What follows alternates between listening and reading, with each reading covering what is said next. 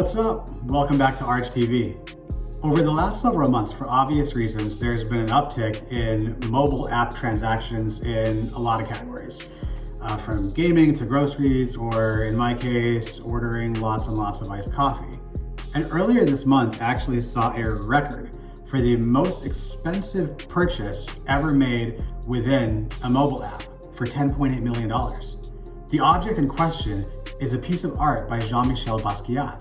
This story is remarkable for the app aspect, but actually over the past few years, a couple of Basquiat paintings have sold for more than $100 million over more traditional channels.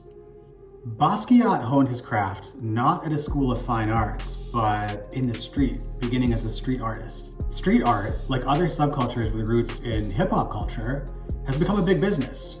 From these big art deals to all kinds of brand collaborations. Even before street art became mainstream, I would say that a lot of the behaviors exhibited by street artists translated really well to business and storytelling. Let's reflect on a couple of those. One is the very obvious ability that street artists have to see what some might see as a boring piece of concrete as a really cool blank canvas. It's a great mentality to take to a lot of things.